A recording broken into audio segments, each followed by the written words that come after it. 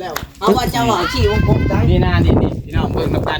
ออกเลยเอาได้จ้ะออกแม่นบ่มันคือหลอกมันเลยเอาดีมันออกบ่อันนี้นะสิพ้นศาสตร์เขาเมื่อคืนนี่ข่อยว่าเพราะว่ามันท่าได้หรอวะเซอร์ไพรส์ติเบิ่งอีกรอบนึง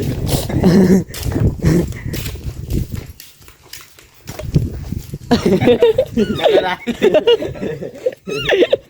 มันคือตาเป็นคลิปแล้วทีนะโดนไหนว่ามันถือตัวเป็นคุณบ่จะเอาไง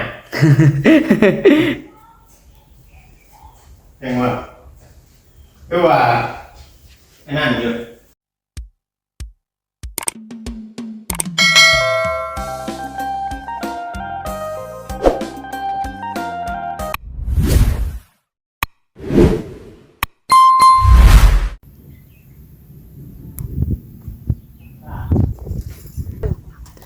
พี่น้องเนาะสิมารีวิวเบิ่งพี่น้องรอบๆเนาะถ่ายบรรยากาศพี่น้องต่อแดดแห้งอะไรพี่น้องเนาะนี่พี่น้องเมื่อคืนนี้เกิดเหตุเนาะดีแหละไฟบ่ไหม้เฮือนพี่น้องโอ้ต่อไฟช็อตได้กันเมื่อคืนนี่ฮะโอ้ลูกคุณวุ่นเฮ้ยพี่น้องเกิดไฟอันตรายเนาะเพราะว่าฝนตกพี่น้องเนาะฝนตกแล้วก็จะเป็นปลั๊กไฟเปียกหรือว่าใดๆเนาะสดไฟลุกวุ่นดีทั้งพอเป็นเห็นท่านเพิ่นว่าพี่น้องเนาะเห็นไฟดับหรือแปลกๆเลยบ่เอาไฟสดป่ะพอมันแลนไปงับตะพานปุ๊บอย่าพุดแต่ข้างๆให้น้องดาวเนาะตัวมื้อนี้ทั้งพอเลยขิดย่านต่อพี่น้องเลยสุเพิ่นนั่นเข้าไปซื้อสายไฟพี่น้องเลยเนาะเข้าไปซื้อกระดานไฟบ่หรือว่าแนวใดเนาะข้างหลังกับบ่ฮู้คือกันเข้าไปเรียนพุ่นแหละเนาะเซโน่ว่ะเข้าไปซื้อกระดานไฟใหม่ซื้อสายไฟใหม่จะเป็นเสนิงไฟกับเฮือนบ่ยังบุญมาเห็นยังว่าเอาแล้วยังผูกอะไรเอาให้เวียกไปปล่อยเห็นบ่นี่ตัวเบิ้งดูนี่ยังนี่โอ้ยน้ำสบายดีไหมสบายดีไปสิใครจะกีรมไหมกีรมแซ่บได้ไปไปเรียนดาวปะพี่น้องเนาะฟูเจ็บเติมหนึ่งจากเมื่อคืนนี่พี่น้องเนาะฝนตกแห้งเลยพี่น้องฝนพายุเข้ามาป้าโตย่างเลยพี่น้องฮะตกท่อได้โตนะฝนพี่น้องเนาะฝนมาเมื่อคืนนี้โคตรแห้งพี่น้องเลยเนาะน้ำจนไหลแต่ก็มันเป็นย้ำแรงเนี่ยมันเลยบกไว้พี่น้องแต่น้องจอยเห็นยังกะอยู่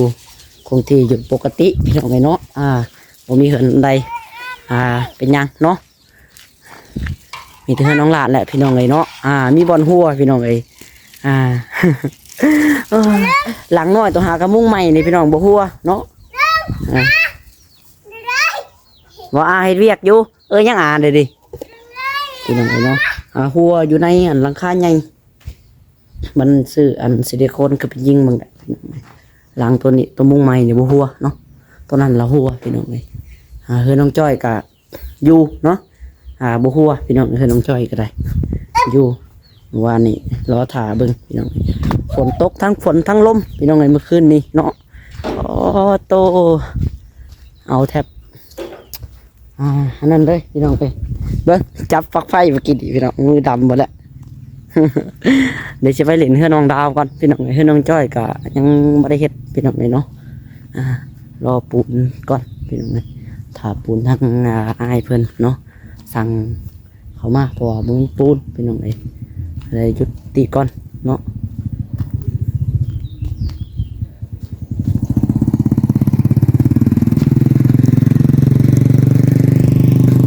เบิ่งเฮือน้องดาวก่อน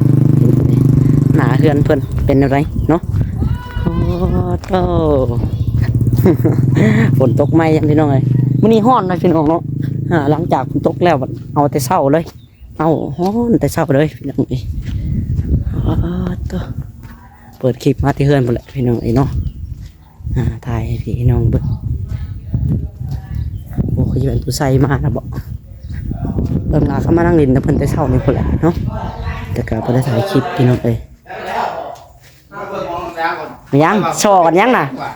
มันสีบานประตู ฮะ อ๋อบ่เขาลืมเบิ่งได้ฮะ ไม่ยังติชัย สบายดีเด้อ สวัสดีโดยมันเป็นยัง เด้ว่าเบิ่งร้านนี่ โชว์กันยังน่ะ ออก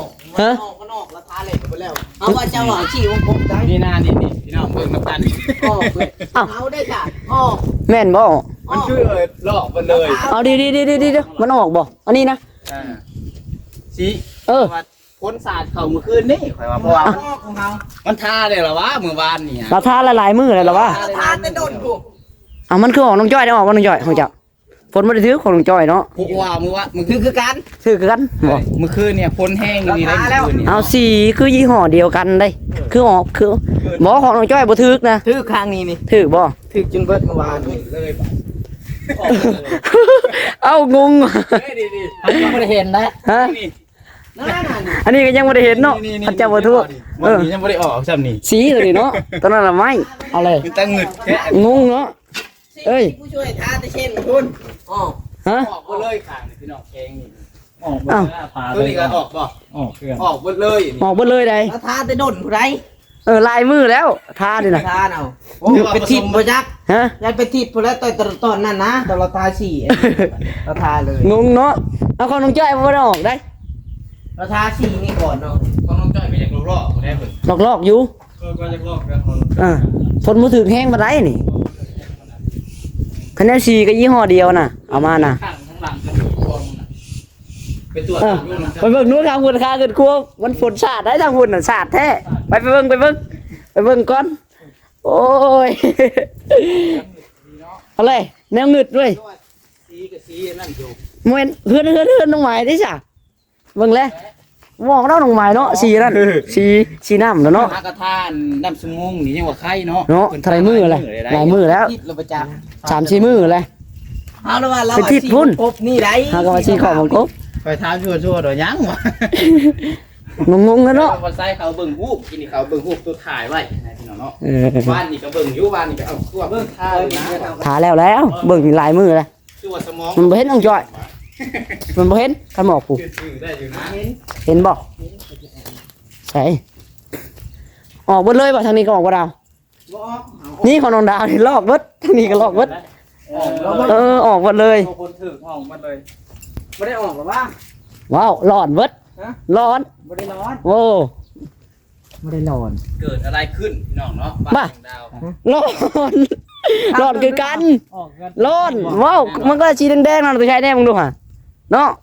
ออกได้ออก เป็นอันนี้เว้ย ผสมมันจางพวกประจักษ์ บ่ได้เพิ่นบ่ได้ใส่น้ำเลยแล้วว่าเพิ่นทาเลย พาเลยแล้วแกจะกลัวหรอ แกจะกลัวก็ทาได้ไหนบ่ได้ใส่น้ำใส่หยังได ว้าว เขาไปสังเกต แทนนี่เนาะงัดข่าวดูหาใจ อันก็ได้ ว่ามันไปตั้งเงินแทนมันคืนล้อ ตัวบนบริถึกคนไหนนะ แต่เพิ่นบ่ถือก็บ่ออกแต่เพิ่นถือวัดออกเบิด เอาน้ำมาล้างมันได้ ลองมือดูหนามาหลังดู ลองได้ก็เทินออกเลยลองหุบเบิ่งมันออกได้ไหน เพราะอยากพูดทีไปทีมาว่ามันเป็นหย่อนยังหาสาเหตุ ลองมึงดู ออกแล้วถ้าว่ามันแห้งออกเว้ยเนี่ย ออก เขาหุกน้อยหนึ่งอ่ะหุกน้อยหนึ่งก็ได้ว่าคือว่าได้เป็นมันออกเลยเนาะ มันออกแล้ว เอาแหละนั่นนี่ก็เป็นเนาะ งงเลยเนาะ เห็นไม่แต่เก่าบ่เคยออก แต่เก่าบ่เคยยังบ่ได้ลาที่ ยังบ่ได้ทา แบบเคยเห็นตารางเห็น บ่แต่ละหลังมันบ่แม่นสียี่ห้อนี้ดาว มันเป็นสีห่อนี่ ตัวนี้มันสีไหม้เด้ลองสีไหม้เด้ตัวนี้สียี่ห้อที่ว่าเคยทามันเป็นกระป๋อง ตัวนี้มันเป็นขวดแก้วเด้ ออกมาเลย ตัวนั้นมัน เป็นแต่งงเลยดิ พี่น้องเนาะ เนี่ยพุทธพลคือมันจริง เลยมันเริ่มด่าง ตัวนี้เราบ่ทึกปานใดตัวนี้เนาะอยู่ บ้านอยู่บ้านขาวแน่บ้านดำแน่ โอ้ ค่อยว่าแปลกเอ้าว่าจะมันโชว์กันยังวะหากระเขามาเบิ่งว่ะ ว่าง่ายๆมันรอบนี้นะครับมันสังเกตมันเช่ามันนึกว่ามันจะเป็นอย่าง ทางในนี่ผมเป็นยังไงทางใน เป็นยังผลบ่ทึก แต่ข้างนอกไง ถึงกับงง หยดยาแนวต่อกันวันนั้นแหละ เกิดยังขึ้นได้เนาะคือว่ามีคนนั้นมาบุกหมอว่า ว้าวไว้ยิงหุกเนาะ หุกกระดงดาวก็หุกมือแล้วแต่ดาว จะคุกก็คุกเถอะ ไว้ชิมันเนาะ มันเนี่ยมันได้เพราะว่าได้หก มาเลยเนาะ ถูกใบแล้วป้อไปจะขูดออกก็ได้ ว่าคอยว่าพ้นมาแล้ว ฝน ฝนมันสาด ฝน ฝนแห้ง เออ แห้งอยู่ดีได้ฝนเนาะ เออมันเป็นสีอันยี่ห้อไปกวดบ่ดายังอยู่บ่ดายี่ห้อมันใช้มาเบิ่งดูมันเป็นสีบ่ได้ เพื่อนคอยมาท้าถึงกันฉันถึงเขาจะมาเบิ่ง บ่ บริษัทเก๋เลยได้ ไปกวดได้ว่าจะก็ได้ เรื่องรองดาวคือเป็นอันนี้ ยี่ห้อบ่ได้แบบเดียวกับของน้องจ้อยเด้อเนาะ เป็นเดียว คือกัน เป็นทีนี้ ข่อยยังบ่ทันทายอยู่จะเบิ่งอย่าเบิ่งน้ำมันดูดามันเป็นอะไรน้ำมันต้องถอดมันนะน้ำมันเป็นอะไรอันนี้ยังบ่ได้ทาเด้สีน้องจ้อยก็บ่ได้ทาบ่เอาตัวแก้ก็ได้อย่าเบิ่งเนื้อมันเป็นอะไรมันคือ บุกแก้ก็ได้คะแนนมันโซนนะ คือหุกออกง่ายแท้ ไปเปลี่ยนดิ แม่น ตัวใดยัง อ้าว เปลี่ยนไม่ต้องกดขายแบบแก๊สเนาะ เพิ่นขายมีแก๊สบ่เอาเป็นกวดนี่บางทีมันเปลี่ยนให้ยีดอกหรอวะเนาะ ฉากเป็นแท้ ใช่บ่ได้เนาะ เคยเห็น เออ มันกับซีนะเวิร์กไหม ทางแรกได้ ใช่เบิ่งเนาะข่อยอยากเบิ่งอยู่ สามหมื่น เนื้อมันเป็นนั่นมันคือว่ากับสีกระป๋องที่ว่าเราเคยทานน่ะมันคือรุดเนาะออกบ่เลย มันบ่คือได้กับสีกระป๋อง มันเป็นนี่คือน้ำผึ้งเนาะ นี่คือน้ำผึ้ง คิวได้หลาย ดมเบิ่งนี่คือน้ำผึ้งได้ดาวเว้ย น้ำผึ้งเนาะใช่ไหม เออ ชิมด้วยล่ะ แกะเบิ่งสิเบิ่ง แล้วจ้อยมาลอก ค่อยดมเบิ่งมันคิวแห้งอะดิบ่อ้าวมันคือดำเนาะ แม่นบ่เวียงบ่ ใช่ เด็กแม่นให้เรามาเบิ่งนี่ดู มาเวียงอะดิ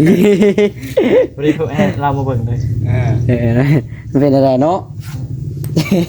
งานเข้าแล้วงาน นั่นเข้าแล้วอะดิเนาะ เราเวียงเกิน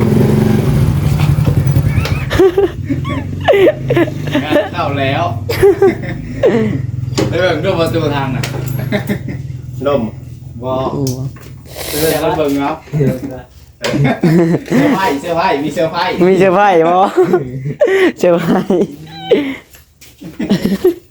เซอร์ไพรส์ติ เบิ่งอีกรอบหนึง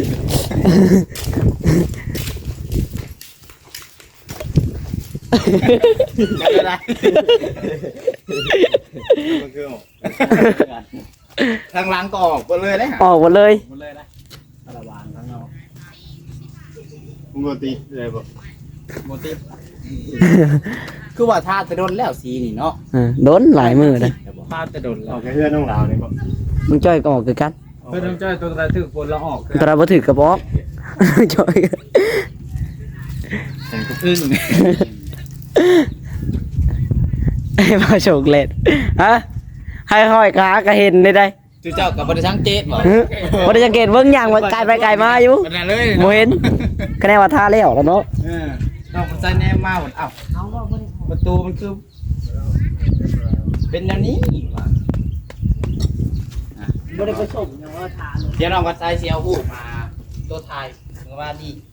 กับมือนี่ขึ้นเนี่ยน้องขึ้นยังกันเนาะมันใส่ แปลกพี่น้องเนาะงง ปกติ สีมันเป็นบันไดเนาะอ่า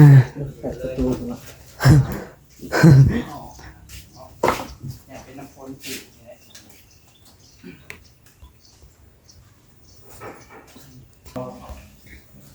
ย พี่น้องเข้ามาต่อยาแนวต่อได้บักนี่ โตมาอยู่เฮือนน้องดาววัดสีออกอยู่เฮือนข่อยไฟช็อตอยู่เฮือนนี่บอกไฟจนดำเบิดดำปี้น้ำฝนถือมันล่มเลยเมื่อคืนนี่ทั้งลมทั้งฝน เอาเขาไปหาการเครียด น้องจ้อยอัน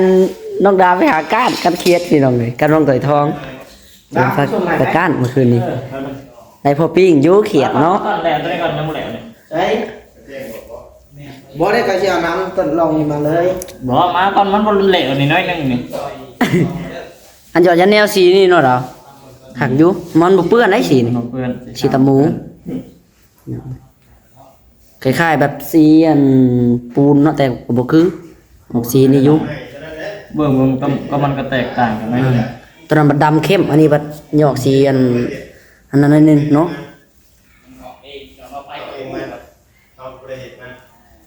ย้อนสาเหตุเนี่ย นะเหตุนี้ อย่างจีนบดคุณคือว่าจ้ะ ถือทีตัววัดคุณนะเบิด อืม ก็คือมันเป็นไง เป็นหลังกันกลัว บางทีถึกสีตัวเบดคุณก็มีซื้อมา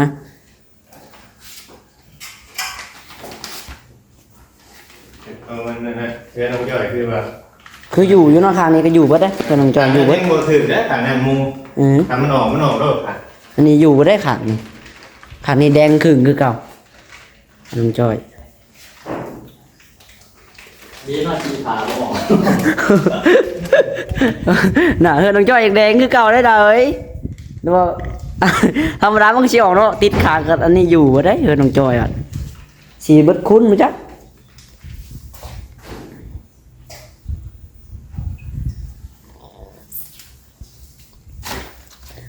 คอยคิดว่าตัวใช้อันว่าไปจางเชียงเอ้าว่างงมาเบิ่งเพิ่นเดิมว่าสีออกว่ะ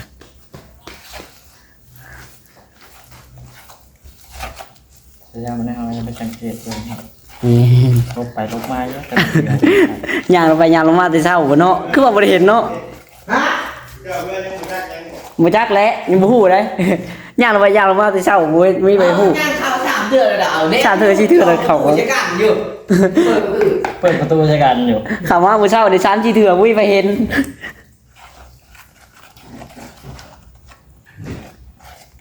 โตมาเจ้าของมีเจ้า เออ ก็เป็นเด็กนี่ผมมีกันฉากไอ้เตียงวัดแถวนี่ ตัวใดตัวนี้บ่ อืม แต่ว่าขึ้นมึงตะกี้นั่นเนาะ เหมือนมันกันฉากก้อนแล้วมันจะบวกขาดมาเลย เข้ามาเฉยลมเด้ เอาเลยคืน ลมได้เมื่อคืนนี่ฮะ เปียกเขาเลยแล้วนี่ เออ เต้นบัดตื่นไป9 โมงเข้าไปเบิ่งบ่ ฮะ แม่งมีแต่ปีนแม่งเมาเต้นมาอยู่ไหน แมงเมาแต่มันลงตามหล่องตะโลมีแต่หมดของทีม อืม เจ้า ตื่นเช้าแล้วมีปีกเมาเต็ม ยังเมาก็หลายเมื่อคืนนี่เนาะเนาะพี่น้องไงเนาะเต็มอยู่ เที่ยวย าแนวไว้เป็นแถวว่าดาว ก็เที่ยวนี่ เอาไปเป็นแถวป่ะเออ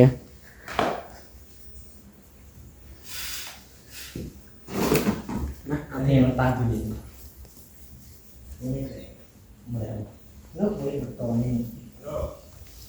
อย่าลืมนะตัวนี้น้องจ้อยเอ้ยนี่ บ่น้องด่ามาตัดลงเฮวก่อน บอกเพียงโทรถามวันเจ้าของห้านคนเลย โทรถามเจ้าของห้านคนเลยพี่น้องเนาะ เป็นอะไรนะ มันเป็นอะไรเนาะเราถามว่า จะชีวิตคุณแจ็คแล้วก็ถามเจ้าของห้านเลย เราไม่ได้ฉีพนมาโดน แม่น่ะลิมันเบิดคุณภาพมันก็มี มดคุณไหมขนมยังแบบว่าเพิ่นมาหึงก็ยังมด แม่นนังเถื่อมันเอามาโดนแลมันขายบ่ออกเนาะ มันหายบ่ออกไปเอา เพิ่นก็บ่ฮู้กันว่ามันเป็นคุณเนาะมันเอามาใช้ไปนี่บัดงานเยอะตอนท้ามันคือคนมีโรคในครัวนักมูเวที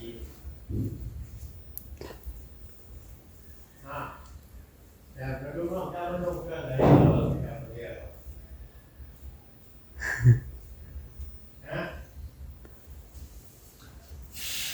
นั่นแหละแต่ว่านั่นแหละก็อาการผู้อาการเย็นนี่แล้วบ้านงานมันดีอยู่มาถึงหน้ามาของเลยแท็กซี่ของเราหน้าบ้านมันได้เราแต่บิดถูกแต่ตัวนั้นจบ ชื่อมาวันนั้นน้ำล่าง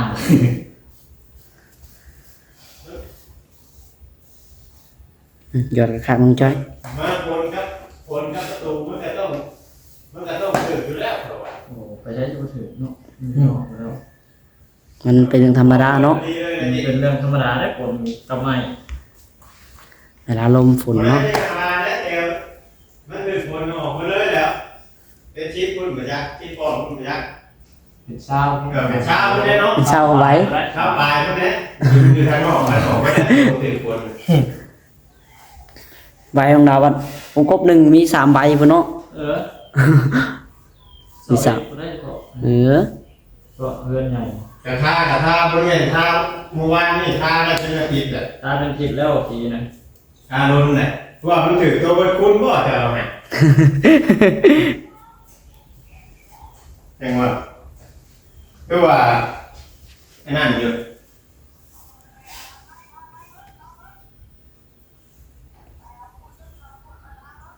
เอาขวดอะไรอีก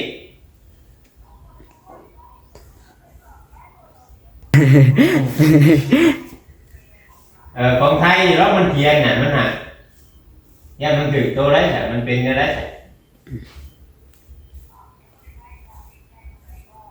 บ่ได้ท่าอย่างเจ้าว่าเจ้ามาก่อนเจ้าบอกว่าให้ท่าเลย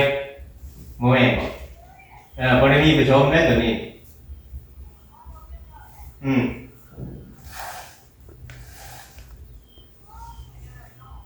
ยังเดือจะกวดที่ยังบ่ได้ท่าเนี่ยจ้ะ เลือกขวดนึงก็ครึ่ง ยังดูเกิดเรื่องกับเครื่องทาบูเบิ้ลน่ะ ทำไมงานขวดถึงอ๋ออีก ทาใหม่อันเดียวบ่พอ บ่พอ โอ้ยเหนื่อยเลยก่อน